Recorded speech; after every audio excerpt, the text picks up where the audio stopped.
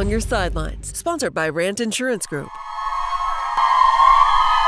Come on. Hey, you guys, let's hear it. Amazing. It's hard to believe, but somehow it is week 4 of the high school football season. They were amazing, and this is 13 on your sidelines. I'm Jacob Seuss, and here we go in week 4 where just about everyone is in conference play this week. That means it's time to show whether your team is good enough to win a trophy at the end of the regular season. But let's not get ahead of ourselves just yet. First, we have to introduce our guests, starting with the cheerleaders from Hart High School.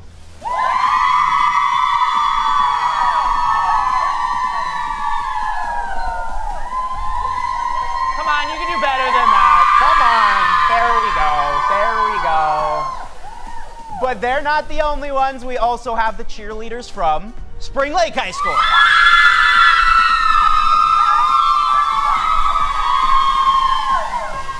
All right, that was pretty good. You'll only get louder as the show goes on, I hope.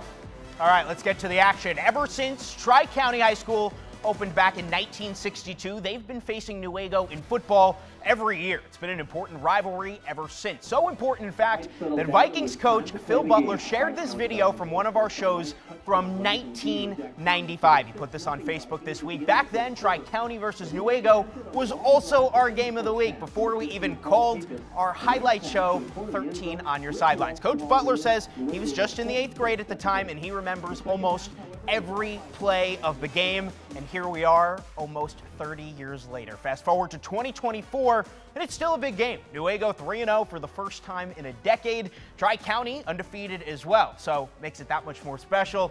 Tonight, first place in the CSAA Gold was on the line. That's, of course, why it was our 13 on Your Sidelines game of the week. We go inside the Tri-County Vikings locker room. The boys are fired up. First quarter, Newaygo strikes first. Rollout pass from Blake Kerr to Hunter Yervasik. 32-yard touchdown. Just like that, the Lions go up 7-0. We move on later in the first. The Vikings are going to find the end zone themselves. 5-yard run here by Chase Keller. They would miss the 2-point conversion, so we had a 7-6 ball game. Second quarter action now. The score stays the same, and Newaygo's Ethan Rayburn with a tough 10-yard run, stretching for the goal line. Yeah, he's got it. That puts the Lions up 14-6. Still in the second, approaching halftime. More Newaygo now, and more for Mr. Rayburn. He was on fire tonight. This time a 47-yard scamper, and he's going to find the end zone himself. And that's going to put the Lions up by 15. 3-0 and looking great here in week 4. So we're going to go second half now. Fast forward to the third quarter. Vikings down by 6, and it's the quarterback here, Vaughn Veltman, takes a big hit, but he falls right into the end zone. That's going to give Tri-County its first lead, 32-28. Fourth quarter, Newaygo up 35-30, and we did have a scary moment for Tri-County's Jaden Button. He's in on the tackle, but about 15 seconds after the play, he did collapse on the field. It was a nerve-wracking situation, something you always hate to see on the football field, and that's where this game would stop. Our thoughts are with Button, and we'll, of course, continue to update the situation as we look to confirm details, but right now, his health, the most important concern from both of these teams playing tonight. So now we move on where Byron Center and Mona Shores, they've never played each other in football until tonight. The OK Conference realigned over the offseason.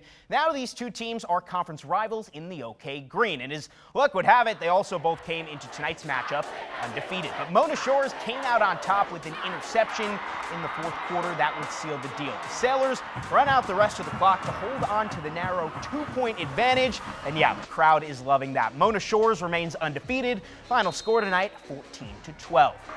Now we're going to head to the class for a history lesson. In 1947, a publication called The Michigan Tradesman called Zeeland the chick capital of the state because of its many hatcheries. And the city's rich poultry history is celebrated to this day through a game we like to call the Bird Bowl. Zeeland East and West face off tonight for the 25th time on the gridiron. The undefeated Ducks came into this one riding a 7-game win streak against their crosstown rivals. The youth teams and cheerleaders from both teams honored before the game. They formed that tunnel as the players ran through, football players and varsity cheerleaders of the future. The first half, a slugfest. The Chicks had the ball first, started a time-consuming drive. Eli Walcott effectively getting a couple first downs. That drive would end when Wes Will Skaggs identifies the short pass, making a quick stop there on 3rd and long. The Ducks, though, then get rolling behind Isaac Vanderswag, breaking off several nice gains here that would keep the chains moving. So we go early in the second quarter, and the Ducks' opening drive would end on a Jonah Leslie touchdown run. That makes it 6-0 for the home team. Same score, next Ducks possession. Keaton Hendricks, he's going to break off a 15-yard run, but that drive would end at midfield when the Chicks are going to force a punt after this 3rd down stop. Defense and long drives were the story of this one early. The Chicks would run out the remaining time as the first half ended at 6-0, with the two teams combining for just 5 possessions. The Ducks, though, pull away in the second half. They get the rivalry win tonight, 28-13. Staying in the OK Gold, where Unity Christian and Forest Hill Central, they faced off tonight. Our producer Matt Gard was there, and he's going to join us in the control room with the highlights. Jacob, it's a recurring theme on this show. Conference realignment has these two facing off for the very first time. Both teams come into this one 3-0 after a solid start to the season. Third quarter, Unity up 30-14. Nolan Visp looking to make it even bigger of a lead. He gets an impressive run there into Ranger territory. Later on the drive, Isaac Steenstra shows us what you can do when you never skip leg day. Look at the power as he pushes the FHC defenders into the end zone with him. He scores. It's 36-14 Crusaders. But FHC would not give up. In the fourth, they faced 4th and 10 at the 26. Nick Williams finds Ty Ryan. Beautiful pitch and catch. That makes it 36-20. Tonight was Unity's night, though. Jake Chapman gets a catch in his senior season after experiencing cardiac arrest about a year ago. Inspirational kid. You gotta love that. Later on the drive, it's Isaac Steenstra again. He would keep getting the yards, even after the Ranger defenders tried to take him down. And Max Van Koevering is going to put this game on ice. He puts up a big touchdown run here for the Crusaders. Unity takes down the defending state champions from FHC 43-20. Jacob? Big time win there for Unity Christian. And the battle for the first ever River Cities Alliance Championship, that's on. Coming up, find out if Cedar Springs and Kennewatt Hills could keep their title hopes alive as they went head-to-head. Plus, Rockford traveling to Hudsonville for an OK Red showdown. All that, plus our MVP of the week. That's all next.